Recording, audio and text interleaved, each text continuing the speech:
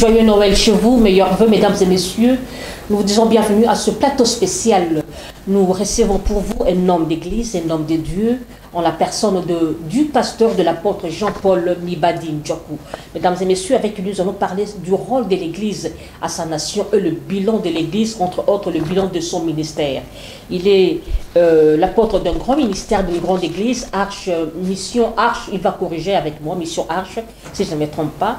Ce sont les deux sujets auxquels nous allons parler. Mais du moins, nous allons parler aussi sur certaines questions, entre autres, le rôle de la femme au sein des ministères, et puis par rapport aussi à la politique. C'est vrai, il me dit toujours, jusqu'à pas la politique, mais nous allons quand même frôler, parce que, je l'ai toujours dit, les États, les nations sont dirigés par la spiritualité. Donc, si les hommes d'église, les pasteurs, les évêques, les prélats ne disent mot, en tout cas, les choses risquent de chambouler. Mesdames et messieurs, bienvenue à ce plateau spécial, encore une fois. L'apôtre Jean-Paul Mibadi, bonsoir. Bonsoir. Comment allez-vous? Et la grâce. Vous célébrez la Noël? Eh bien, ça paraît foudroyant, la Noël. Je peux vous souhaiter joyeux Noël. Oui, ça passe dans le cadre de la nativité, Oui. et pas dans le cadre de la naissance de Jésus-Christ. Ok, joyeux Noël. Merci, à vous pareillement. Apôtre Jean-Paul Mibadi, vous allez bien? Oui, je suis bien par la grâce de Dieu. Vous êtes appelé dans le sacerdoce depuis combien de temps? Ouf. Les uns disent belle lurette, c'est-à-dire plus de 30 ans. Plus de 30 ans de ministère. Le Congo est dans le monde entier. Partout, Dieu m'envoie. Merci. C'était comment? Comment? C'était comment? C'était arrivé comment?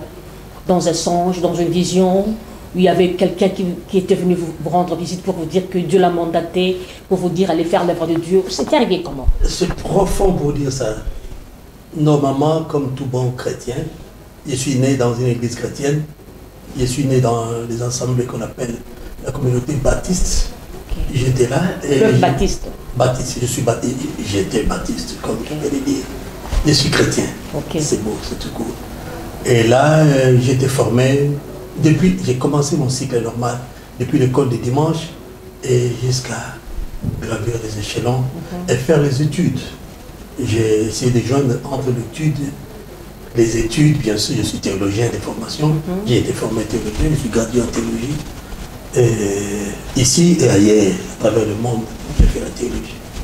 Et après avoir fait la théologie, c'était arrivé comment l'appel au ministère? L'appel, ça a toujours été quelque chose de spirituel. Si on s'accorde à l'évangile, c'est comme Samuel a été appelé, mais à part cet appel, il avait déjà la formation qui suivait. C'est un peu mon genre, quoi. J'étais déjà au pied de ce qui était de grand de ces temps-là. Il y a les grands Bokele-Ale, il y a tout le Marigny et tout ce qui. Le Marigny-Bodo. Ouais, c'est mon monde. C'est vraiment comme les poissons dans l'eau. J'ai évolué dans là, beaucoup de pasteurs me connaissent, j'étais là enfant. Ils ont mis les mains et tout et tout. J'ai eu des formations et à la fin, je suis devenu pasteur comme je suis. C'est profond pour que je vous explicite clairement comment ça a été l'appel et tout. Bon. Dites-nous un peu, le ministère, c'est un ministère ou une église? Mission Arche. Ben, les mots déjà dit tout. Mission, c'est-à-dire que j'ai été mandaté de faire ça. C'est une mission. Et moi, je pense, à mon avis, mon humble avis, Christ en partant, il nous a laissé une mission de faire de toutes les nations ses disciples. Donc c'est dans ce cadre-là, je suis en train de faire la mission de Christ qui m'a mandaté. C'est dans ce cadre-là que vous faites la mission de Christ qui vous a mandaté. Et dans votre mission, dites-nous un peu, comment vous jugez le bilan? Si on vous dit de dresser les bilans de votre ministère. Ça commence avec des chocs, ça a été très bien. On en a parlé, Kinshasa a parlé, le monde aussi a parlé. J'essaie de joindre toujours Kinshasa et le monde parce que c'est là où j'ai beaucoup évolué. Tout le monde en parle, on en parlait. Mais il y a aussi des temps où ça devient un peu morose, quoi. On essaie d'évaluer, de comprendre la chrétienté de notre temps, la chrétienté aujourd'hui.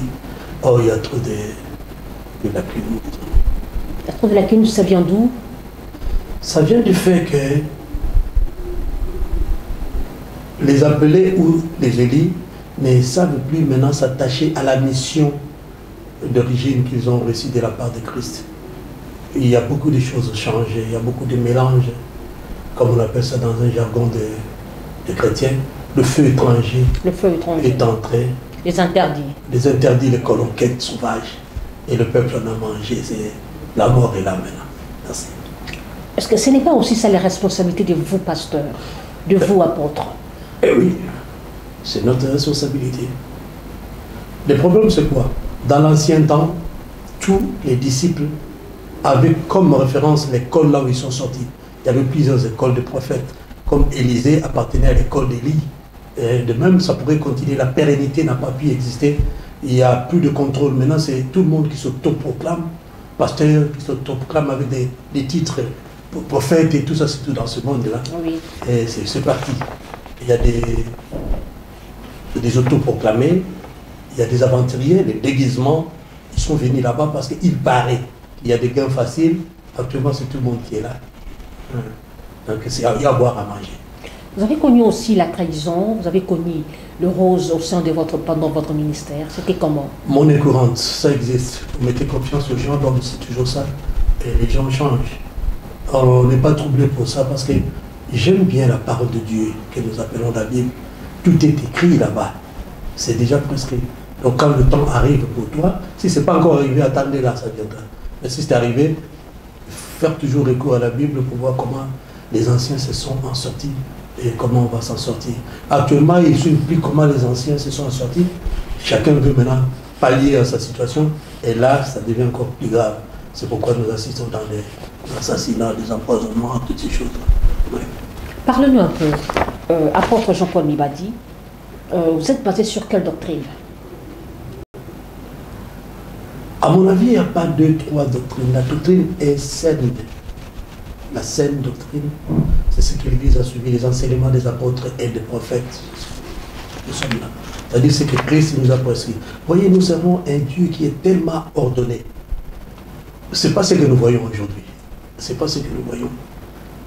Il est tellement ordonné, il est toujours dans ses principes, que même s'il envoie son Fils, parce que moi, je suis de ceux qui croyons que Christ est le Fils de Dieu. Et il a démontré, et c'est vrai. Alors il envoie son Fils, mais il lui donne un canevas, des calendriers à suivre, la méthodologie, les méthodes à suivre.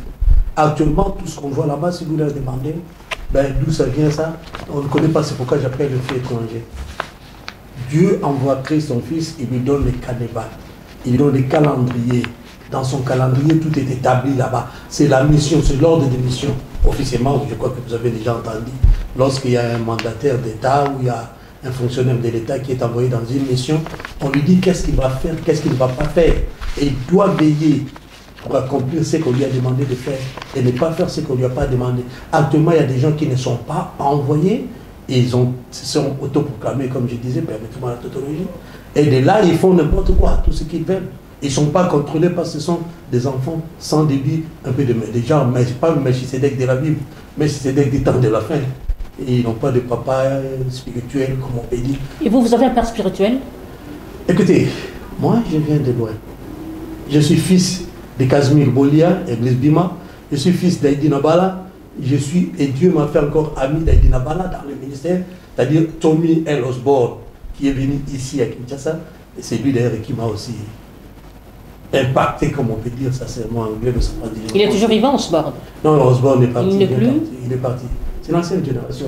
Ils étaient ensemble avec Idaoussa, Idaoussa, je suis des gens qui suivent cette lignée-là. Parlez-nous un peu. Dans votre ministère, dans votre appel, qu'est-ce qui vous a plus, en quoi vous avez impacté le peuple de Dieu? Ok.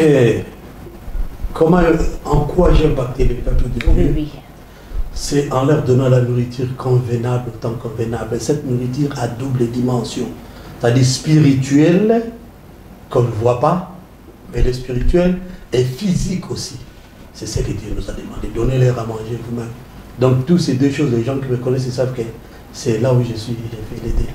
Et je me force. Spirituel et physique, c'est-à-dire comment vous donnez à manger aux gens? Physiquement, il est écrit. Vous leur donnez le pain quotidien? Donnez-nous le pain quotidien, merci. Et récemment, lorsque je suis venu l'année passée, j'ai même demandé au frère Patrice, on a animé quelque chose pour dire, Père, donne-nous notre pain de ces jours. Le pain, non, nous en avons besoin. La chair doit manger, si l'homme ne mange pas, non, non. C'est-à-dire là où je suis, Dieu a permis que je puisse prendre des femmes maraîchères, les hommes là, qu'on parle de la classe générale, qu'on a essayé de fortifier par la parole, encourager le peuple de Dieu. Et aujourd'hui, si vous voyez ce qu'ils réalisent, wow,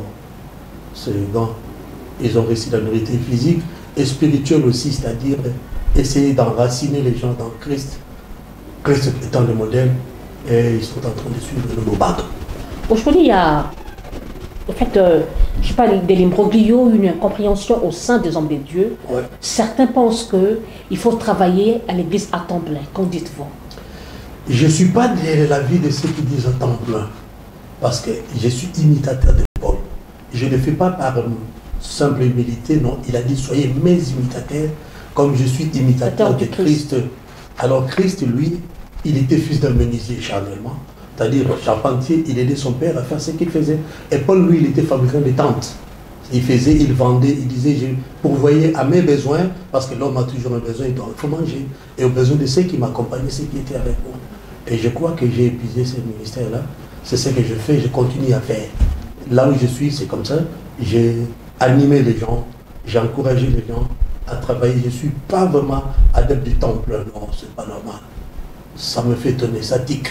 Si quelqu'un dit qu'il va faire le temps plein, Paul d'ailleurs, il est allé plus loin dans le livre de Thessaloniciens, il a dit, qui ne veut pas travailler, ne mange pas qui ne mange pas non plus. C'est-à-dire qu'il sait de manger. Et j'avais, le long de mes carrières, je vis un Coréen qui avait fait de jeûne de, je sais pas moi, 100 jours pour convertir les diables. Et il est fini, il est mort, on l'a enterré. Celui qui ne mange pas, il va mourir. C'est très normal, parce que les cellules des corps vont se détruire, ça se renouvelle en mangeant. La nourriture apporte toujours ça. Donnez-leur la sauce, donnez-leur le Saint-Esprit. C'est ce que j'aime, c'est ce que je fais. Pasteur, il y a eu un phénomène, c'est vrai, les années dernières, le phénomène état d'âme. Comment vous avez pu discerner ça? Avant de faire un don, d'offrir à quelqu'un, vous devez savoir son état d'âme. Avant de recevoir quelqu'un chez soi, savoir son état d'âme. Qu'en pensez-vous? Je n'ai jamais vu des universités, ni des familles, ni des églises qui forment les gens, qui sont spécialisés pour les états d'âme, pour parler l'âme. L'âme, c'est l'affaire de Dieu. Comment vous allez vérifier l'état de l'âme? Mais comment tu vas le vérifier? C'est pourquoi je dis c'est des tâches de la Bible, de la parole de Dieu. Ce sont des enseignements, excusez-moi si je vais aller être droit, ça vient de l'enfer. Ça ne vient pas de la Bible. Nulle part Christ a envoyé les gens pour dire, vérifier les états d'âme des gens. Moi je sais, la Bible déclare qu'il fait paraître le soleil pour le monde et pour le méchant. Et Dieu est comme ça. Dieu est comme ça. Les jours où il a fait la conversion de Corneille, il n'est pas colonel comme les gens disent, Corneille. Lui, quand il a réussi la conversion, Dieu a visité Pierre, son serviteur, pour lui montrer que c'est que moi j'ai sanctifié. Qui peut dire que c'est encore sale, c'est encore impur? Et moi, je suis de l'école où j'ai appris à ne pas considérer un être humain comme étant impur. Parce qu'il peut être impur le matin, le soir, il devient pire. Donc, c'est comme ça que nous travaillons. Je vis beaucoup de conversions autour des gens qui étaient des méchants, plus méchants et tout, sont devenus des prêtres, des pasteurs et tout. C'est ça mon école. Mission Archer, vous avez implanté encore aussi. Encore vous êtes une mission. Ben oui, je savais que devant vous des questions. La mission Arche est implantée dans l'ouest de la République démocratique du Congo, c'est-à-dire ici, jusqu'au Bas-Congo. J'ai essayé, j'ai amené ça dans le monde. J'ai essayé de voir mes enfants aujourd'hui travaillent. Il y a ceux qui sont à Londres, il y a ceux qui sont à Paris, il y a ceux qui sont partout dans le monde et en Australie, là où j'habite, souvent avec ma femme et ma famille. J'aimerais un peu savoir, Mission Arche a maintenant combien d'années d'existence? Nous avons 28 ans, je pense. 28 ans d'existence. Oui. Dites-nous un peu, avec qui vous aviez travaillé, c'était comment? J'ai travaillé avec les gens qui ne sont pas... Vous recevez n'importe qui venir prêcher, vous travaillez dans la collégialité avec certains pasteurs, ou encore vous êtes trop carré, fermé avec vos fidèles vous-même? Là, je vous inviterai à passer voir l'église. J'ai une autre méthodologie qui n'est pas tellement pratique. En plus de cela, la culture m'a beaucoup changé. Trop de voyages, trop de pasteurs, des étrangers, j'ai côtoyé. Et j'ai compris comment ils travaillent. J'essaye, à tout moment, quand je sors, je suis de l'autre côté, je prends ce qui est bien là-bas, parce que tout ce qu'ils ont, c'est pas seulement bien. Hein. Je prends ce qui est bien, j'amène aussi chez moi. j'amène à l'église, je vous inviterai pour venir vous-même poser cette question, comment vous travaillez avec celui qui vous appelez votre apôtre. Et votre ministère, comment vous jugez son bilan? C'est négatif ou positif? Un peu de tout à la fois. Un peu de tout à la fois. Positif, parce qu'il y a certaines personnes qui sont assidues, pas dans le temple, assidues dans la parole. Ah oui, ils sont là. Et il y a beaucoup de gens qui ont évolué. Négatif, c'est ce que je me disais là. Trop de déceptions, de trahisons et tout. Et puis, il n'y a pas tout le monde qui te suit à la loupe comme qui est. Or, le travail que nous faisons, normalement, nous sommes des modèles. Si Paul n'existe plus, c'est nous qui existons. Nous sommes des imitateurs de Paul. Aujourd'hui, on ne voit pas Paul, c'est-à-dire qu'on doit nous imiter. Et c'est vraiment difficile de trouver des fidèles qui imitent les pasteurs. Et certaines personnes aujourd'hui ne prêtent plus attention. Or, nous sommes appelés à former les gens, à être comme nous, un disciple qui forme un disciple. Et disciple, c'est le disciple là, c'est la discipline. Et dans cette discipline que nous avons eue, il m'arrive de se plaindre un peu parce que ça disparaît. Ça n'existe plus, presque. C'est vraiment parti. Aujourd'hui, nous parlons, nous voyons, nous constatons la prolifération des églises de réveil. Parce que sur une même avenue, il y a 10 églises, 5 églises, les dimanches, je vous dis, une tapage d'urne. L'autre est là, je vous dis, il n'y a même pas moyen de respirer. Qu'en pensez-vous? J'ai un profond respect avec l'homme qui est notre ministre de la Justice. Il le jeune, mais il se bat très bien. Ce qu'il fait, le problème c'est que c'est dans... Il y a trop de bonnes mesures que les gens prennent, mais il n'y a pas de suivi. Quand il n'y a pas de suivi, c'est fini. Par exemple, de l'autre côté, en Europe, les gens prennent des mesures, des décisions, mais l'homme blanc, comme on peut les appeler, je n'ai jamais vu un homme blanc comme ça, moi je les appelle les blancs, ils sont assidus à maintenir la maintenance. S'il n'y a pas de suivi, le matin vous dites ceci, le soir ça change. C'est vraiment, c'est triste. Il y a prolifération, ça c'est vrai. Il y a tapage, ça c'est vrai. Normalement, dans les quartiers, on ne peut pas voir à quelques 20 mètres une autre église, ça non. À 500 mètres une église, non. Il y a trop de tapage. En plus de cela, l'église, on doit revoir. On doit revoir. Mais le problème est que les gens qui prennent des mesures, des fois ils font des choses sans avoir, sans être accompagnés des gens qui sont dans les domaines. Normalement, si le ministre veut faire ça, il doit appeler les gens justes. Il y a toujours eu des gens justes. Il les cherche, il a les services, il les envoie, on les trouve, on les rassemble et c'est à nous d'étudier les mesures. Comment on va marcher, comment ça tiendra. Parce que, on va toujours les tromper, ça ne va pas ça. Mais aujourd'hui à Kinshasa, ça ne va pas. C'est les églises de Makelele, comme on lui dit souvent là. Vous arrivez ici, tapage, Makelele. Même moi, à tout moment quand j'arrive chez moi ici à Kinshasa, je ferme les oreilles quand j'entre dans l'église. Les enfants sont toujours rappelés, baisse un peu, baisse un peu. Non, non, les Congolais, nous, généralement, nous avons toujours un taux de Makelele. Ça ne va pas, Dieu n'est pas de Makelele. Dieu est dans la douceur, dans le silence, comme a dit Élie. Il y a eu des bruits, des tonnerres et tout, il n'y avait rien. Mais quand il y a eu un petit vent là, un peu Dieu était là. Il est dans le silence. Vous croyez au ministère de la femme? Oui, je crois au ministère de la femme. Mais la femme peut prêcher aussi devant l'église. La femme peut prêcher. Devant les hommes. La femme peut prêcher, mais je suis aussi celui qui appuie ce que Salomon avait dit. J'ai vu 1000 femmes, j'ai cherché parmi 1000 femmes, je n'ai pas trouvé. Excusez-moi, je n'aime pas trop avoir ces débats. Je suis marié, moi-même, ma femme prêche. Mais moi, j'instruis à ma femme de prêcher les femmes, de monter les Pourquoi? Je sais pourquoi, c'est pas aujourd'hui. Je n'aurai pas le temps de tout déballer parce que... Là où la femme prêche dans une église, vous ne prendrez pas part ou comment? Comment je ne peux pas prendre, comment je peux refuser d'écouter une personne qui a reçu le même Saint-Esprit que moi j'ai reçu? Parce que le Saint-Esprit, c'est le top, les high level, comme on dit. C'est le niveau le plus élevé. Et Dieu donne son Saint-Esprit à tout le monde, sans différence de sexe. L'homme et la femme. Pourquoi vous êtes... apparemment, vous n'êtes pas vraiment assis par rapport à votre réponse. C'est vrai, vous acceptez le ministère de la femme, mais vous n'aimez pas que votre femme puisse prêcher. Pourquoi? Non, non, non. Qu'est-ce qui gêne? Vous craignez quoi? L'usurpation du pouvoir ou quoi? L'usurpation, il y en a toujours, ça c'est vrai, mais Donc il n'y a pas vraiment de bonnes, très bonnes femmes, mais excusez-moi de dire ça. Les femmes sont bonnes, belles et tout, mais il n'y a pas vraiment de bonnes femmes qui sont appelées à exercer ces métiers-là. Ce n'est pas facile pour une femme. Mais quand elle est là, ah oui, hein, il y a des femmes modèles, quand tu regardes le chapeau bas, tu dis, ben, celle-là, elle convient. Vraiment, si on trouve une telle femme, bon, j'ai admiré beaucoup de femmes au Congo. J'ai admiré maman Amy Coutinho, ça, elle est de first. J'ai vu maman Sumbala. Lili Sumbela. Lili Sumbela. J'ai vu encore maman, comment elle s'appelle, maman Olangi. Ah ben cette femme-là, hein. Ah ben oui. J'ai vu des femmes. Des femmes leaders. Des femmes leaders, oui. Elles en ont, on accepte. Et quand vous voyez, vous sentez vraiment qu'elle est en train de... She's leading people. Elle dirige les gens. Pasteur, j'aimerais un peu que nous parlions par rapport, souvent nous allons revenir un moment par rapport à ce sujet, parlons un peu du rôle de l'Église à la nation. Quel est le rôle de l'Église, son apport à la nation?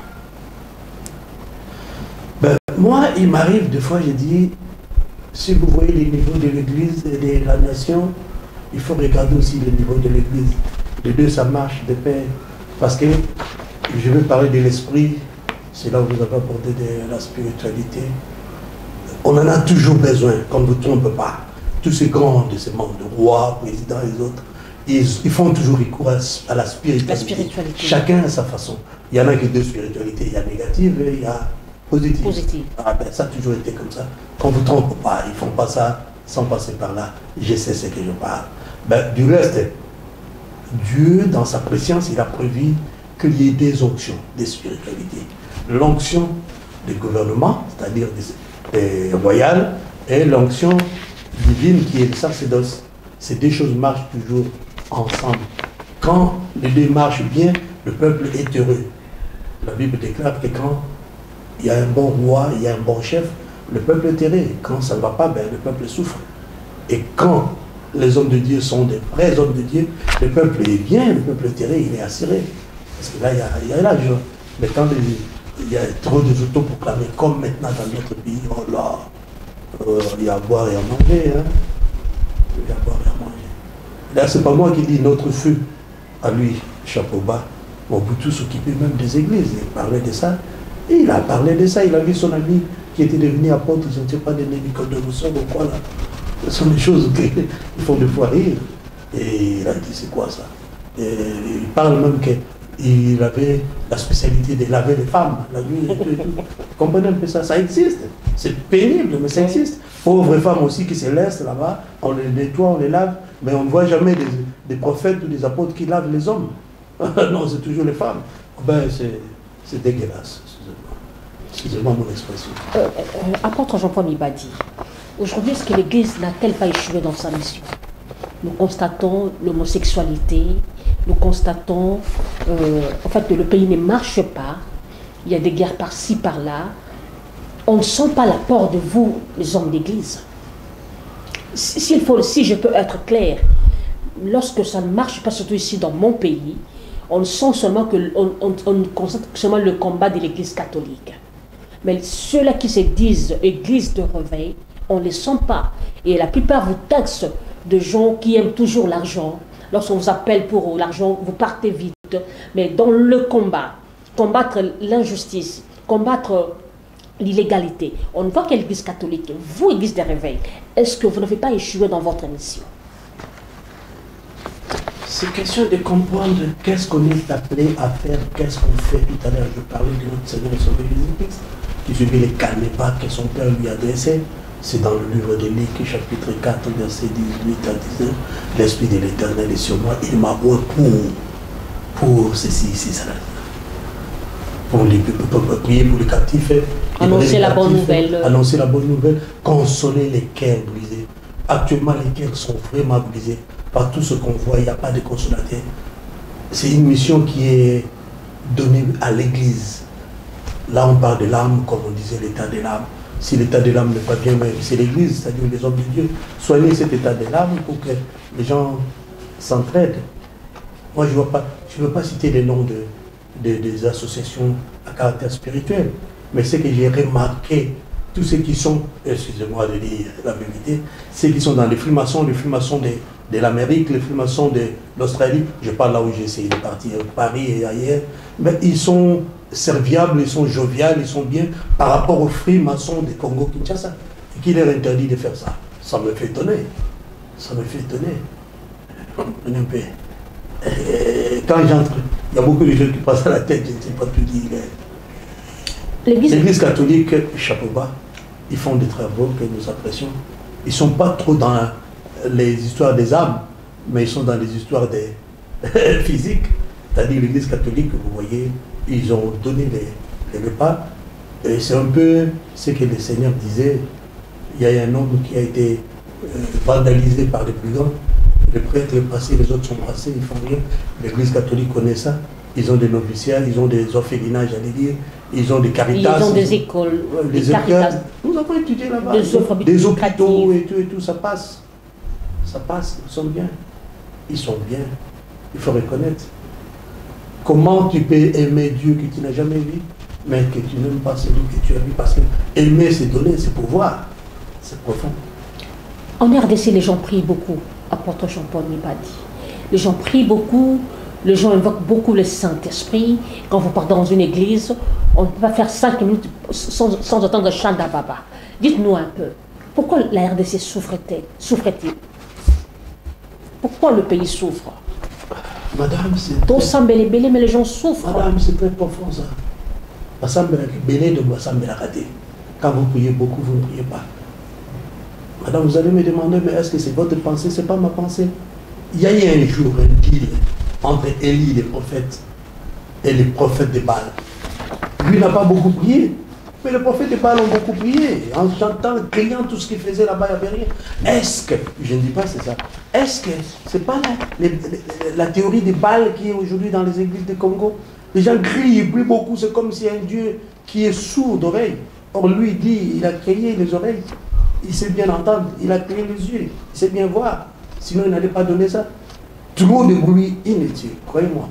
Trop de bruit inutile, de vacarme, tout ça, inutile. Le Saint-Esprit, ce n'est pas excusez-moi de dire ça. Non, non, non. C'est un peu ça. Non, non, ça c'est déjà entendu. Ce n'est pas ça le Saint-Esprit. Parce que ce n'est pas biblique. C'est diabolique. Parce que dans la Bible. Le parler en langue, c'est diabolique. L'acte de parler en langue, c'est diabolique. Ah bon? Parce que dans la Bible, lisez ça bien dans les livres des Actes, vous verrez que lorsqu'ils sont venus, les gens qui sont venus de la Libye, les gens qui sont venus des pays limitrophes, ils entendaient chacun priant dans sa langue, qui était une nouvelle langue pour eux. La langue qu'ils ont appelée la nouvelle langue, ce n'était pas des charabia, c'était des langues de gens qui étaient nouveaux dans les milieux où ils étaient. Mais la Bible dit aussi que c'est la langue des anges, non? Ce n'est pas la langue des anges. Qui est monté chez les anges pour nous amener la langue des anges? Christ ne nous a pas mené la langue des anges. Les apôtres ne nous ont pas mené la langue des anges. Mais plutôt, ils ont écrit, si quelqu'un parle la langue, il s'adresse à Dieu. Et s'il ne trouve pas l'interprète, comment les humains? Nous, la seule façon, c'est il faut qu'on interprète ça dans la langue humaine, pour que les humains comprennent. Je disais tout à l'heure qu'il y a trop de manger. L'Église n'a-t-elle pas échoué dans sa mission? Vous, l'Église de réveil. Vous me posez une question lourde. Dire l'Église a échoué, jusque-là l'Église se maintient, mais ça a trop baissé. Parce que si l'Église est partie, c'est comme si dans l'enlèvement, le reste c'est l'enfer, c'est fini, il n'y a plus rien. Et l'enfer, il ne faut même pas rêver, hein. Ça serait difficile. Hein. La guerre continue à l'Est.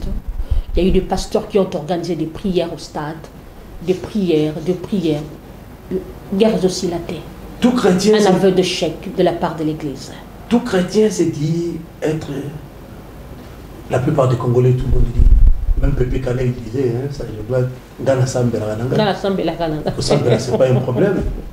C'est pas un problème. Est-ce que Yoga Kanzame? Est-ce que Olandaka Oya dit? Moi, là où je prêche les gens, j'aime mon église catholique. Parce que c'est là, la racine. J'ai dit Lilobanzam Wana. Et tous les fidèles répondent. Toyambi Yango, moi j'ajoute Tosukawana, Tosalela Yango. Koyamba, ça Koyamba. Mais Salela Yango, tout ça, là, moi, tu vas voter. Congolais, na Sambela, na Sambela. Salela Yango, tout le monde. C'est comme, dans la foi. La foi ne se voit pas. Pour voir la foi, il faut qu'on voit les œuvres. Parce que nous voyons les œuvres. Quand on ne voit pas les œuvres, il n'y a pas de foi. Montre-moi ta foi, je te montrerai mes œuvres. Et les œuvres de la foi.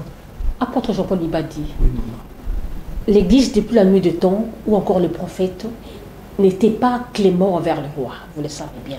Vous connaissez la Bible plus que moi. À chaque fois qu'il y avait un problème, il y avait un malaise en Israël, il y avait un prophète qui s'est levé, il y avait des prophètes qui s'est levé, aller vers le roi en leur disant la vérité si haut et fort que Dieu vous a rejeté. Vous marchez très mal. Si vous continuez, Dieu va vous rejeter. Faites ceci, faites cela. Est-ce qu'aujourd'hui, on peut encore trouver ce genre de prophètes ici en RDC? Ou encore nous constatons des pasteurs flatteurs, des pasteurs qui ont peur de dire la vérité aux chefs de l'État, aux membres du gouvernement.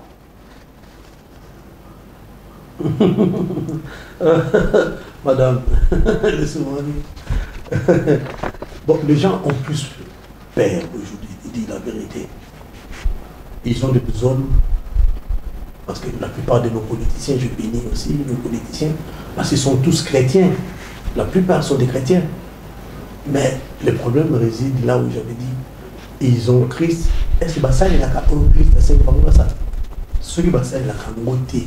C'est là le problème. Et vous-même, il vous y arrivait déjà à voir que les choses ne marchent pas, aller ou encore adresser un mot politique?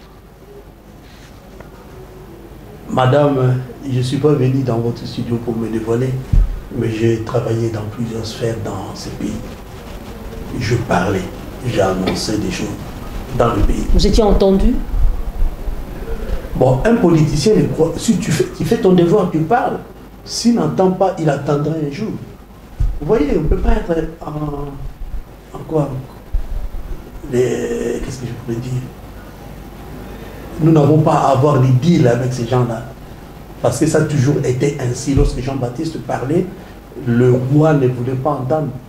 Et lui, il a continué sa mission. Et il faut être prêt aussi à accepter de payer le prix. C'est le prix qui fait payer. Et quand on voit la facilité, on sait que c'est quoi là, il faut lui apporter telle chose, de tout l'argent. Bouffez bien, continuez à manger, mais un jour, ils vont revenir. Hein. C'est pourquoi Dieu va dire, qu'ils viendront, n'est-ce pas, ton nom que nous avons prophétisé, nous avons parlé sur dans toutes ces choses. Il dirait que je ne vous ai jamais connu. Pasteur, les choses ne marchent pas dans ce pays. Il y a hausse de prix des denrées alimentaires de première nécessité. D'ailleurs, on nous avait promis que même les autres quittés. Les choses sont pires au jour le jour. La politique congolaise, en tout cas, se détériore. On parle du changement ou la révision de la Constitution. Je me demande, quel est l'apport de l'Église quant à ce?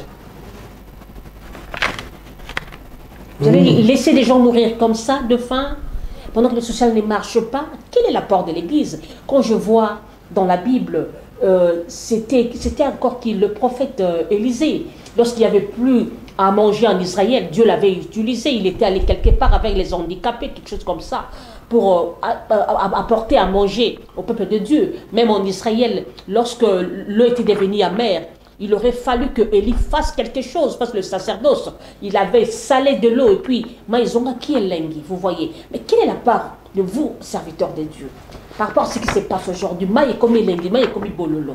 Maï est comme bololo. Est-ce que bengami basali na nzambe bazali solo basali na nzambe ou bien bilombo bingo basali na nzambe? Est-ce que nzambe abengi bango? Il y a une différence avec il y a beaucoup d'appelés, mais peu d'élit. Il y a pour d'accord y ce pas pour nous nous sommes ça les farfelus sur les locaux. Actuellement ils sont ouvriers du ventre. Gana banda na mboko na sala musala na mboko. Peut-être que peut pas tous soit imitant ma bé. Par exemple, Nathan on a vu au salle, au tominda ko étage, au tominda ko étage, à l'andi que son comme pasteur na kotonga penda ko étage. Or ngana na bana bango sala kapi. Ngana zayi ko sala. Bazo futa mbongo nanga. Na zayi pe mayele na o bazo futa nga. Oso na zayi mayele té. So ba to bima ba mission na mboka OK. Tango ko na Marie José Otikaote, Joséphine Otikaote. Ozo ngi benga pamba, elo ngezate. Mais yange zayi na kangi benga nanga. Tango na ozonga na ko tamosi nanga ma Florence. C'est ça qui me balance ma tout tient là tout tongi bango siko ba comme lokola biso to ba le kabiso mais modèle ni bazo ki nena yango na yo ki goyoka mi ba ba komina ba sim na éviter sim mango sur ya téléphone sur ya ligne deux sim il y a même des pasteurs oui. Il y a même des pasteurs qui sont des bisexuels. Oui. Ils sont des bisexuels. Oui, dans le monde entier. Un aveu de chèque pour l'église. Non, dans le monde entier. L'église Mobimba. Mais au Rébaké, ceux qui bandent l'église mère, au Baye, les catholiques, c'est-à-dire, dans la culture, na bango. Non, nous parlons de l'église de réveil, pasteur. Il y a réveil, tout ça, la culture. Nous, l'église de réveil. Laissez-moi vous dire qu'il y a aussi des pasteurs bisexuels. Il y a des pasteurs homosexuels. Laissez-moi vous dire ça. Je ne cite les noms de personnes, mais je vous dis ce qui est vrai. Aujourd'hui, apôtre Jean-Paul, c'est vrai, on peut accuser l'église catholique de tout le monde. Mais lorsque l'église de réveil est arrivée, soit disant que nous sommes la lumière, nous sommes ceux qui ont l'esprit de Dieu en nous, l'esprit de vérité. Mais nous constatons le contraire. Vous devriez peut-être apporter cette lumière à l'église catholique. L'église catholique, dans le bas qui est sous la zone, c'est chapeau dans les colons pour la bargo. Pour bango balakisi fois na bargo na obansa. Kola dans la bureau quand nous groupe tout le monde a omiqué à où on a tiré l'ensemble. Mais bango bazo sala oya bango bazo bana bino pour l'église catholique romaine on bago le italienne. Et l'Italie, c'est comme ça, ils ont le bon coco, on a pas mambo, besoin on a de l'autre. Elle est contente, on va lui balayer. Ils ont le bon coco, on a bango. Est-ce que le bon coco, on a vu ce pays, ils ont dit bongo. Ce que le bon coco, on a vu ce comme bongo, il y a quelque chose qui cloche. C'est-à-dire que les bisous, tous à bon côté. Tout le monde, il faut ça. Revenons en français. Ouais. Mais alors, je me redirais, poser cette question, toujours par rapport à l'Église, à son rôle, à la nation. Est-ce que la prière peut mettre fin à la guerre? Oh non, non, non. Israël est en guerre. Hein. Et ils n'ont pas la prière. Comment ils n'ont pas mis fin à la guerre là-bas? La guerre, c'est la guerre. Hein. La guerre, c'est la guerre. La guerre, c'est l'armée. Mais quand le chef de l'État dit au prélat, je vous demande de prier pour que Dieu fasse un miracle, que la guerre prenne fin. Le terrain est tellement glissant, maman journaliste. Là, on m'a mené. Mais le problème est que il faut avoir ce Dieu-là pour que Dieu t'écoute. Tu n'as pas Dieu, tu l'appelles seulement quand tu as des problèmes. Avoir Dieu, c'est profond, hein. C'est pas dit ensemble la manière de Pépé Calais. Non, non, non. La crainte de Dieu. Est-ce que tu as la crainte de Dieu? Le commencement de la sagesse. La sagesse, c'est quoi? C'est pas pour aller vivre au ciel. C'est pour vivre ici, c'est pour gouverner l'État. Gouverner, qu'est-ce que j'allais dire? Diriger le peuple. Et tout. Mais nous ne sommes pas appelés. Ceux qui ont accepté les sacerdoces divins, nous ne sommes pas appelés à être challengers des politiciens. C'est pourquoi je m'étonne quand je vois quelqu'un, le matin il était pasteur, le soir il est des candidats députés. J'ai aimé un vieux là qui a fini sa course. Il s'appelait encore comment? Billy Graham. Billy Graham. Les jours où on lui a demandé qu'il soit candidat président pour les démocrates, il a dit non, c'est une insulte ça. Moi, je ne peux pas être plus petit, là. J'appartiens au royaume céleste. Un homme de Dieu ne peut pas faire la politique? Un homme de Dieu? Oui. Non. ça ne marche pas le deux. Ah bon? Comment ça? Nous pouvons travailler avec les politiciens. Joseph était politicien, non? Il était Premier ministre en Égypte, en même temps serviteur de Dieu. Non, vous appelez mal. Qui vous a dit que Joseph était serviteur de Dieu? Il était serviteur de Dieu? Il n'était pas dans les sacerdoces. Joseph recevait des messages, il était dans la prophétie de Dieu. On lui donnait, c'est ça, c'est un don. Il avait un don. Mais il n'était pas dans le sacerdoce. Mais c'était un chrétien. Il ne servait pas Dieu. Non, il n'y avait même pas les chrétiens. Bon, en fait, il croyait en Dieu, il était croyant en Dieu, oui. En Dieu d'Israël. Oui. Et il avait une mission. Il a remplissé la mission que Dieu lui a demandé. Donc vous voulez dire que ça ne marche pas la politique que le sacerdoce? Non, non, généralement ça ne marche pas. Tu ne peux pas servir deux maîtres à la fois. Comment ça? Donc la politique, il y a Satan là-bas? Non, il ne faut pas dire Satan. La politique, c'est le pouvoir. Ouais. Et le pouvoir, ça a des exigences qui correspondent uniquement pour le pouvoir. Ce n'est pas bien pour tous les hommes de Dieu. Je sais, c'est le pas. Soyez un peu explicite, pasteur. Donc, tel que vous êtes là, en serviteur au sein de votre église, s'il veut postuler, vous allez refuser. Un diacre. Si les serviteurs, je vais refuser. Mais si les membres de l'église, oui, il va le faire. C'est compris, j'espère. Comment? Pourquoi si les membres de l'église, oui, un membre de l'église peut faire la politique. Mais un homme consacré à l'éternel, je ne permets pas ceux qui sont dans mon apostolat de faire ça. J'ai travaillé des années aidant, travaillant pour ceux qui sont dans la politique, mais je n'ai pas été membre du parti politique et tout ça, c'est trop minime ça. Mais lorsque vous voulez laisser les politiques ou encore eux-mêmes sont pour autant entrés dedans, ça donne quoi comme résultat?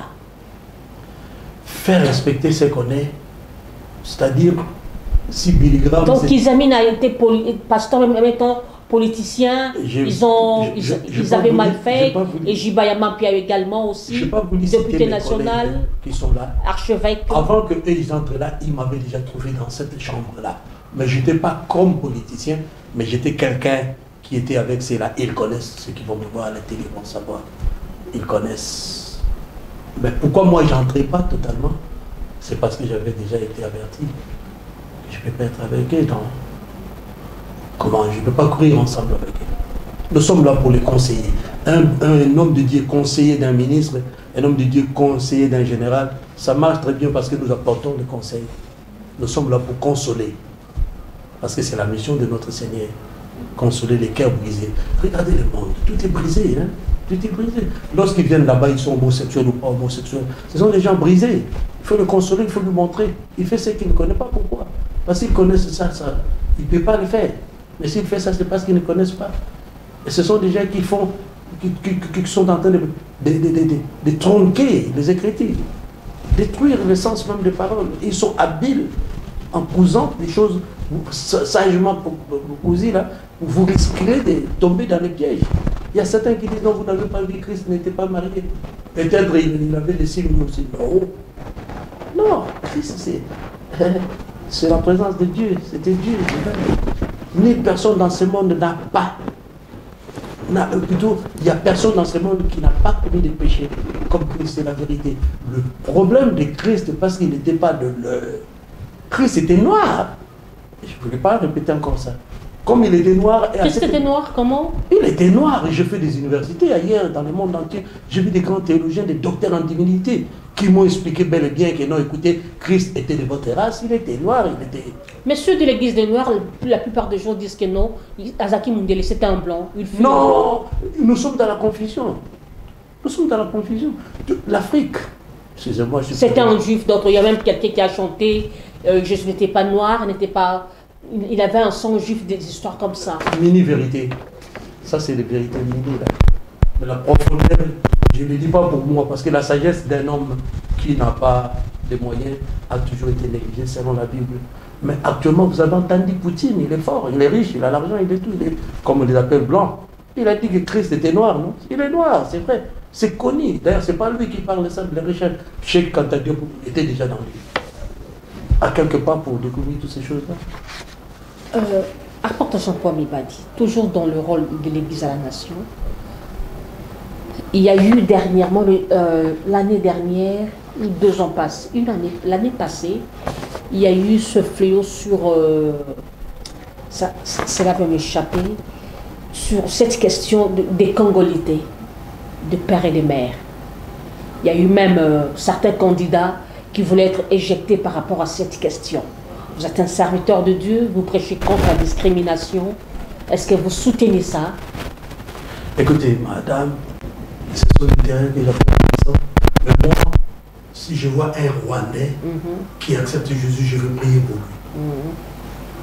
Parce que chez Dieu, il n'y a pas de Rwandais, il n'y a pas de Congolais. Il n'y a pas de musulmans.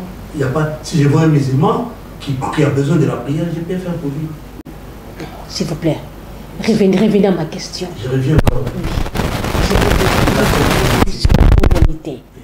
Ne peut accéder au pouvoir, je ne sais pas, à la suprématie du pouvoir que celui qui a le sang congolais. Dites-moi un peu. Le Congo est régi par la Constitution, il y a des lois. Je ne peux pas parler pour essayer de frustrer la Constitution. Nous sommes régis aussi par ce qui est au-dessus de la Constitution d'un État. C'est ce qui est céleste, c'est ce que nous appelons la Bible. Dans ma Bible, je ne vois pas de différence. Moi, je sais la Bible, je dois prêter beaucoup attention dans ce que je dis, dans ce que je fais. Mais le gouvernement des hommes, c'est ici, c'est des endroits bien tracés. Mais moi, quand j'arrive à l'Angola, je vois c'est mon frère. J'arrive au Ghana, je vois Rwandais, c'est mon frère. Je vois un enfant blanc. D'ailleurs, moi, surtout, ma famille est... Il y a des mélanges. Hein. Ma fille a mis au monde avec du blanc. Elle n'est pas sûre. Les deux filles c'est ma famille. J'ai des membres de famille qui sont grands et européens et tout. C'est ma famille. Est-ce qu'on dirige un pays par le sang ou par le cœur? Ça, c'est pas un royaume quand même. Le royaume se dirige par le sang. Mais le pays, bah, c'est par la constitution. Vous êtes en train de fuir ma question, pasteur. Mais je connais à qui j'ai affaire.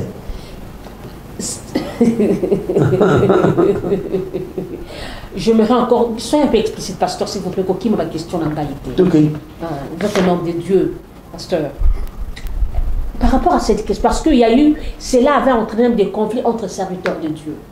Vous voyez. Nous, dans la Bible, on voit un Joseph, un juif, comme on les appelle, Oui, oui. un hébreu, qui vient, il est premier ministre En Égypte. En Égypte. Ça passe, non?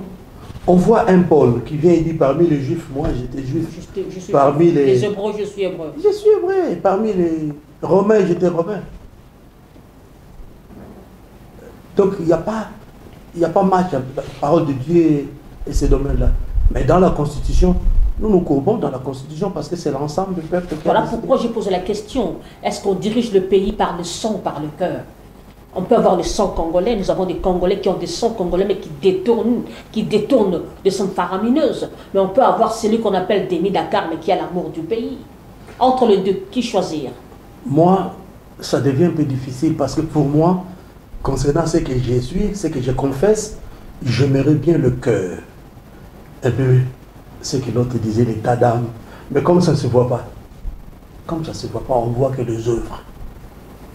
Il n'y a pas longtemps, il y avait un grand homme de politique dans ce pays, je ne vais pas citer les noms, qui disait qui est congolais, c'est lui qui aime le Congo. Et quand on aime le Congo, oui, il y a ce qu'il faut faire, il y a ce qu'il ne faut pas faire.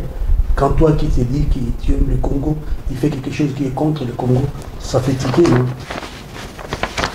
Je vais vous donner au moins 15 minutes, 15 minutes pour exhorter.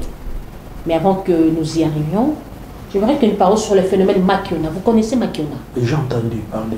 Fausse prophétie. Oui. Je vois peut-être un ministre. Je me souviens encore, il y a l'un des pasteurs renommés de ce pays, Bete Makiona. Il est à Salongo là-bas. Ce phénomène Makiona, ça se passe souvent dans nos églises ou encore dans les chaînes de télévision. Et c'est dans des églises dites de réveil. Des prophéties travaillées. Je prends mes collaborateurs, je passe à la télévision, Maman Nazolo Banayo, dès que vous appelez, t'as des fausses prophéties, des prophéties bien préparées. Ça peut être vraiment, j'utilise quelqu'un qui vous connaît de votre sillage. Parlons-en un peu. Ça existe depuis la création de ce monde. Ah bon? Dans la Bible, il y a eu des Bar-Jésus. Il y a eu des prophétesses qui avaient l'esprit des Python, qui prophétisaient, ça leur donnait la finalité, c'est l'argent. C'est l'argent. Bah, puisque ce qui était, c'est ce qui est, c'est ce qui sera, jusqu'à ce que Dieu mettra fin à ces choses. Nous ne pouvons pas arrêter cela. Seulement, nous parlons aux enfants de Dieu de faire beaucoup attention, de s'attacher à la parole de Dieu. Parce que même dans la parole de Dieu, c'est pourquoi nous mêlons et les Écritures et le Saint-Esprit. Lorsqu'on est vraiment éclairé par le Saint-Esprit, c'est là où on comprendra que même la Bible, les gens essaient de falsifier la Bible. Est-ce qu'on peut asseoir une église par la prophétie?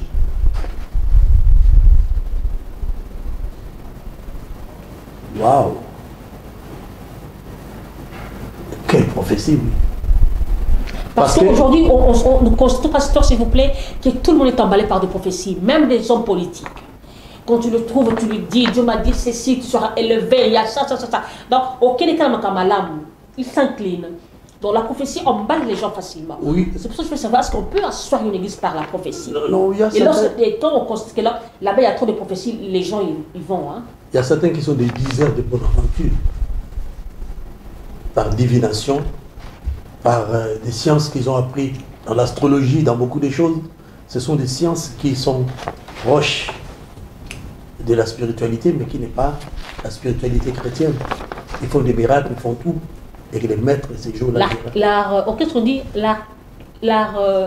L'astrologie. Non, le ministère des anges, c'est quoi? Il y a seulement ceux qui parlent du ministère des anges.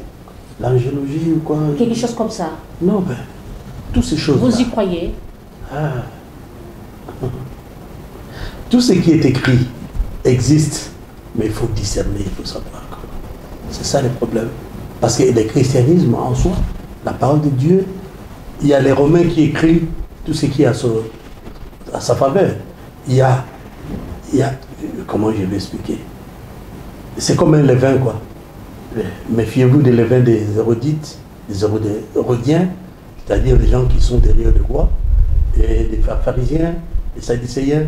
Oui, il y a toujours des différences. Alors, dans les études approfondies, on comprend que pour celui qui est averti, il comprend que ça, ce sont des gens comme ça. Parce que nous essayons d'aider le peuple de Dieu à sortir de ces pièges-là. Merci. Alors, qu'est-ce qui fait asseoir l'Église et la nation? Des choses à la fois. Oui. Moi, je dirais, les Lobanzambe Yangoana, Tundimi Yango, Kosuka na Kondimate, Salela Yango. Nazamo Christo, et le moment où il commande mon Christo, comment on a connu, mais toujours à la yo, Maravio, Zosala. C'est ça. La famille dans un Nzambe, mes familles n'ont pas ça, Nzambe, tout le monde a un tout le monde a un bango, au Kaba Bango Nzambe, sous Badosa et Nzambe. Sous Badosa et Nzambe, tout le monde a vu au Bassa et Nzambe. Il y avait dernièrement conflit au sein de l'église de Réveil. En ce moment-là, vous étiez, je crois, à l'étranger. Vous étiez au courant de ça peut-être. Conflit entre les archers avec Kankanza, Dodo Kamba. D'ailleurs, c'était Sonny Kafuta qui était déchu pendant qu'il était encore sous mandat. Malheureusement, c'était fait hors les règles. Il était parti. C'est comme Kankanza qui s'est fait dire archevêque général.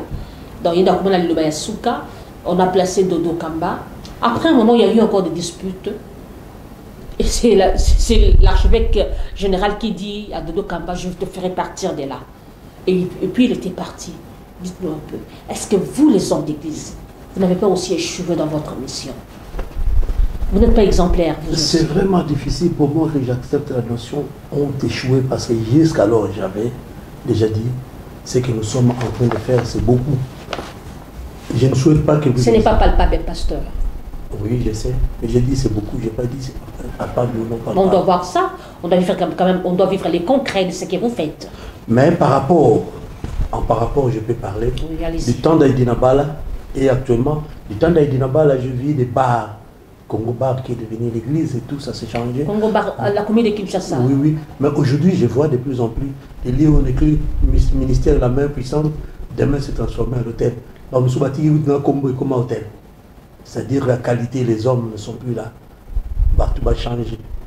Mais nous sommes toujours les mêmes. Nayebi Koyoba Mambra. Papa, je le respecte beaucoup. Aujourd'hui, ils ont la jeunesse, ils ont la maturité. Alors, bas joindre maturité. La jeunesse va s'engager et comme ça les gens malades sinon tu vas tout à la barobunga. Apôtre, mesdames et messieurs, je vous rappelle que si nous sommes en plein plateau spécial, nous avons reçu pour vous l'apôtre Jean-Paul Mibadi Ndjoku. Il est le représentant légal et visionnaire de l'église Mission Arche. L'émission est à bâton rompu. Nous parlons de deux sujets, mais il y a plusieurs questions dont nous soulevons. Nous laissons maintenant la place d'exhorter le peuple de Dieu. Vous avez au moins 15 minutes d'exhorter. Vous avez la Bible avec vous là, non? Il y a la Bible. Merci. Que notre Dieu soit glorifié pour l'opportunité qu'il m'a donnée. Oh, I don't have my glass here. Je n'ai pas mené mes lunettes parce que dans la voiture, ça fait l'âge. Hein. Dans le livre de Luc, l'unique chapitre là où j'ai commencé, l'unique chapitre, c'est le chapitre. Vous devez regarder la caméra. Votre objectif. Merci beaucoup. Je ne savais pas la configuration. C'est le chapitre 4, verset 19 à 18. 18 à 19, c'est ça. Et de là, Christ parle de son calendrier, de son canevas, de son agenda. Le Père lui a envoyé, mais il ne lui a pas envoyé pour rien parce qu'il savait qu'il vient dans le monde des hommes, et dans ce monde des hommes, sans esprit, ça ne peut pas tenir. Et pas n'importe quel esprit, l'esprit de l'Éternel. C'est pourquoi il commence le premier rouleau qu'il a déroulé. Il dit l'esprit de l'Éternel est sur moi, il m'a oint. Aujourd'hui, j'entends tout le monde parler de l'onction, mais l'onction a un but. L'onction de Christ, on lui a oint, primo, pour annoncer la bonne nouvelle, secondo, pour délivrer les captifs, tertio, je vais m'arrêter seulement là-bas, c'est pour consoler les cœurs brisés. C'est-à-dire, si les cœurs des gens sont brisés, je m'arrêterai là-bas, les systèmes troublent. Aujourd'hui, les gens croient que le meilleur système, par exemple, si vous voyez la politique, ça serait la démocratie. Et pourtant, la démocratie du monde est en train d'échouer. Ça ne tient pas. Et quand ça échoue, les gens ont les cœurs brisés.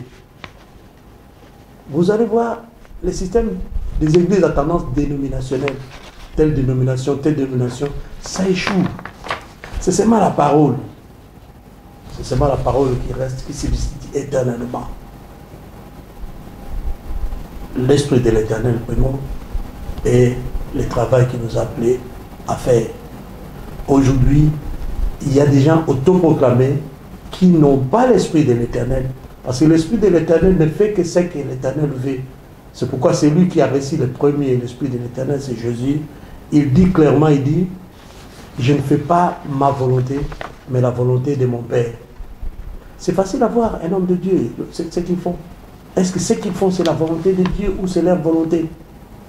Ouais, on ne va pas dire qu'on ne va pas faire ce qu'on fait, construire des maisons, avoir de belles voitures et tout. Mais ce n'est pas la volonté de Dieu, c'est la volonté d'un individu, d'une personne.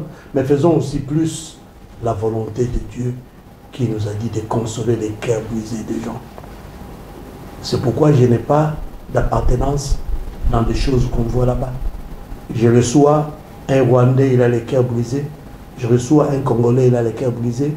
Et au moyen de la parole, il sait comment faire pour essayer de les consoler. Parce que le peuple de Dieu a besoin de la consolation. Je reçois un homosexuel, je sais que son cœur est brisé.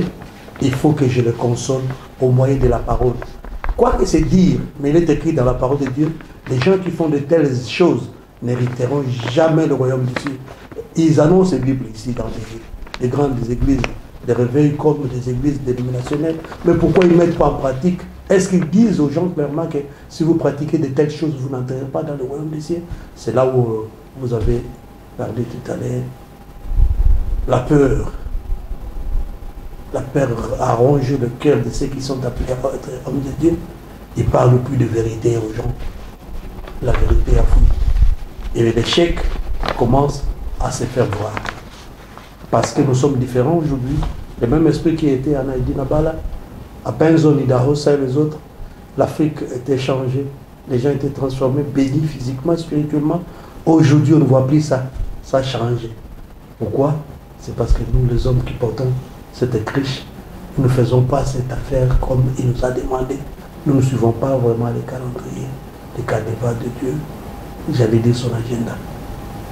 Je crois que je n'aurai pas beaucoup à insister pour me revenir que dans ça, nous sommes dans le temps que celui qui lit fasse attention parce que l'abomination, la désolation dont a parlé les prophètes dans la Bible, les apôtres, c'est déjà installé dans les lieux saints.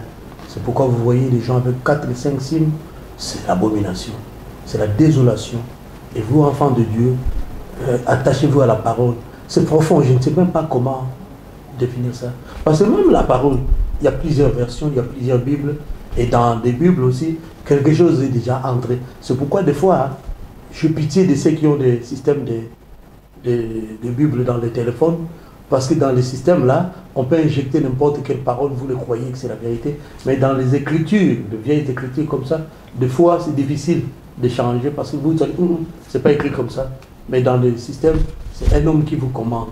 Et actuellement, nous sommes arrivés au temps où l'homme est en train de commander le monde selon sa volonté. Et toute personne qui veut que sa volonté triomphe, il va échouer.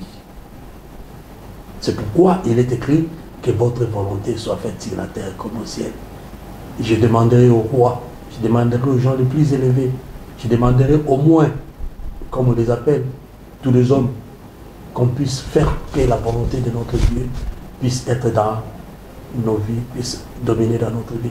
Parce que si la volonté de Dieu est en nous, vous allez voir que nous vaincrons le péché. Parce que la volonté de Dieu est que nous puissions vaincre le péché de toutes ses formes.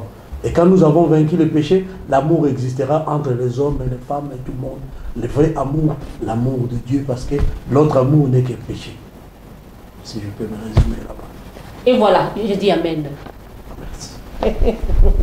Merci de suivre l'exhortation avec le pasteur Jean-Paul. Pasteur ou apôtre, prophète? Écoutez, j'ai reçu la mission pastorale, mais lorsque j'ouvre des églises, villages, plus de 30 ans, ces pasteurs qui sont là que j'ai consacré les autres, ils se retrouvent à moi, leur apôtre. C'est pourquoi aujourd'hui ils peuvent m'appeler apôtre, comme les gens disent l'appellation est vraiment contrôlée. Qui est apôtre? Qui est un apôtre? Un apôtre, c'est quelqu'un qui veille sur les établissements des églises, j'ai bien dit établissements, c'est-à-dire veiller sur la doctrine. Il est sur la doctrine. Et vous y veillez aussi? Bien sûr. Si ce n'était pas ça, n'allez pas m'appeler apôtre. Après Jean-Paul, tournant vers la fin de l'émission, j'aimerais que vous disiez un mot à la jeunesse qui est aujourd'hui emportée par le phénomène Kuluna au lieu d'aller dans l'entrepreneuriat. Il n'y a pas de nouveau sous le soleil. Tout ce que nous voyons, ça a déjà été fait. Je vois les jeunes gens qui se disent Kuluna, ils sont dans les machettes, ils grattent partout. Mais ils n'ont qu'à demander l'histoire de ce pays ici. On avait à l'époque des gens qu'on appelait Django Scaragès, Bamolona et tous ces gens-là. Alors moi j'inviterais seulement les autorités à imiter un peu ce que les autres ont fait. Et on n'en parlait même plus, c'était fini. Donc vous soutenez la peine de mort, hein? Ouf, la peine de mort.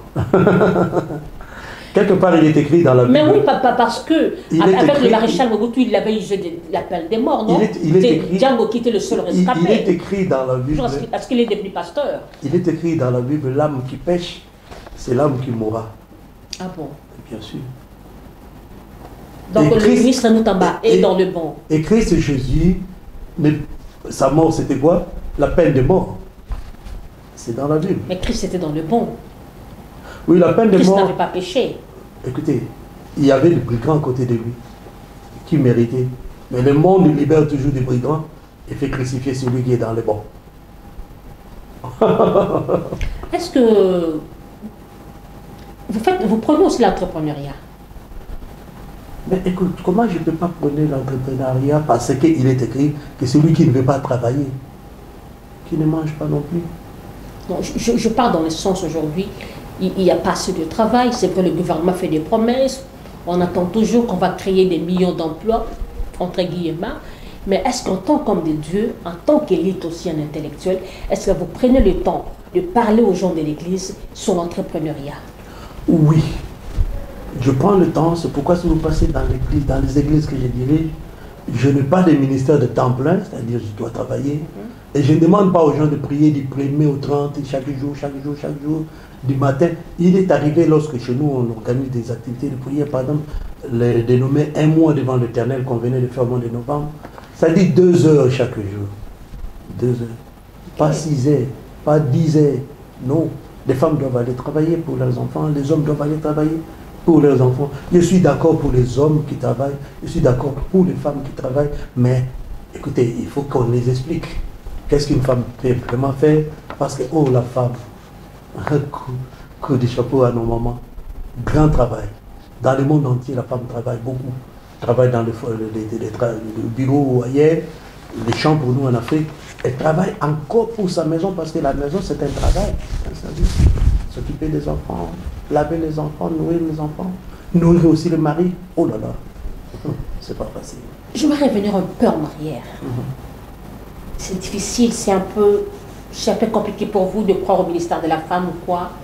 Mais est-ce qu'une femme peut être à la fois, je ne sais pas, archevêque, être aussi ministre? Ministre au sein du gouvernement. Écoutez, le mot archevêque, comment ça racine chez les catholiques? Bon, je ne sais pas, archevêque. Bon, aujourd'hui aussi, bishop, archibishop, bon, disons ça. Je reviens. L'Église catholique n'a jamais fait des archevêques femmes. Et si aujourd'hui on fait des archevêques femmes, ils savent où est-ce qu'ils en tirent. Mais c'est déjà un peu pas tellement clair. Mais une femme peut être prophétesse. C'est aussi une servante de Dieu parce que la Bible permet. Ils sont là. Mais la même Bible, elle a dit que Déborah a été élevée en Israël comme mère, comme juge. Prophétesse. Oui, ça existe. C'est pourquoi je disais, quand on voit une telle femme, tu ne peux même pas, douter. Il y en a, oui, hein. Les femmes sont tellement, de tels acabits sont rares, mais il y en a des femmes. Vous aussi, vous êtes braves, non? Pas toutes les femmes comme vous, mais tenir dans des questions comme ça, tu cherches toujours comment vous pouvez. Et moi, j'échappe en disant toujours que c'est un terrain glissant. Apôtre Jean-Paul, un mot pour nos frères qui souffrent à l'est du pays. C'est pénible. On aurait pu commencer par là pour dire, comme on dit, de silence. C'est pénible. Plus de 30 ans de guerre dans un pays et les choses ne changent pas. C'est difficile. Que font les pasteurs, les hommes d'église? Pour cela, je reviens toujours que vous avez échoué dans votre mission. Ouf, vous êtes tenace. Vous êtes vraiment tenace. Il y a mort de gens. Les gens meurent au jour le jour. Ben oui, là vous allez me pousser à parler des politiciens. Les femmes sont violées. Vous allez me pousser toujours à parler des politiciens. Moi je pense.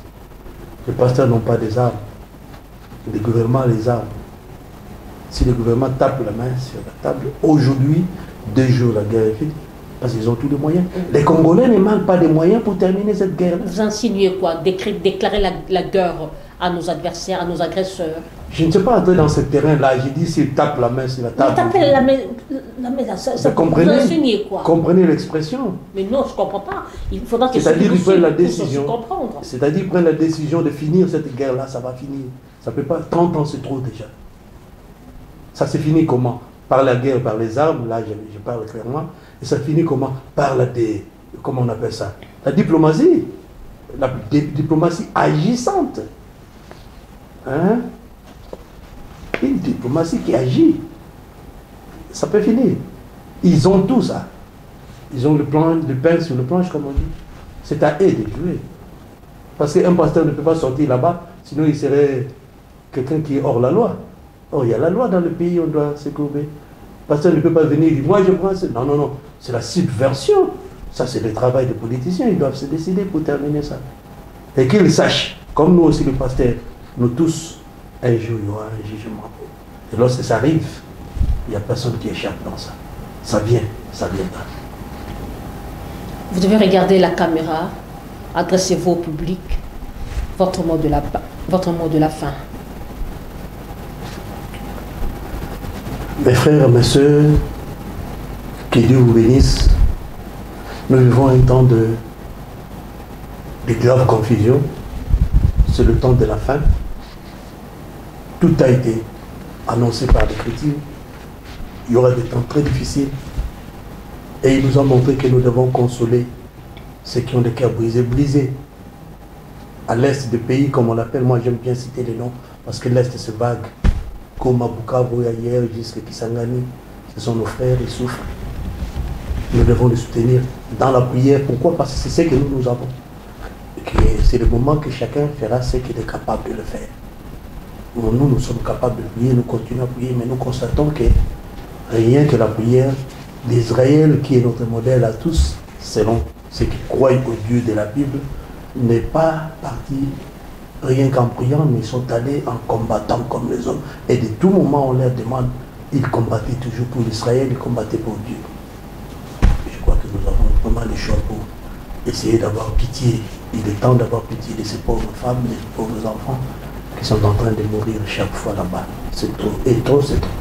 Que Dieu nous aide. Un mot pour votre église.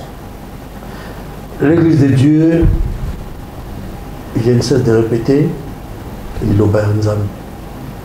toyamba yango tosuka na koyamba te tosalela yango parce que le plus grand problème eza na kosalela o misala emonanaka na koyamba te emonanaka na kosala soki nalobi bongo moto mosusu peut-être azotema batata na ye te te batata na ngai nasi alobaki d'un côté basali mosala ya kitoko basala mosala ya kitoko koleka biso boye babeglise babengaka biso baréveil. Nous devons tout faire pour essayer d'emboîter les pas. Mais distance c'est vraiment moulaï mingi. Au lieu de qu'il n'y ait pas âme, tout à la peine nous autres bazana pour ça kaka abdi. Merci beaucoup. Apôtre Jean-Paul Mibadi Ndjoko, c'était pour nous un honneur de vous recevoir sur ce plateau spécial. Encore une fois, nous vous disons, nous voulons le meilleur. Merci maman Inouska. Et voilà, mesdames et messieurs, sur la fin de ce magazine Plateau spécial, on a reçu un homme d'église, l'apôtre Jean-Paul Mibadi Ndjoko, le représentant légal et visionnaire de l'église Mission Arche. L'émission était un peu à bâton rompu. On a parlé du rôle de l'église à sa nation et du bilan de son ministère.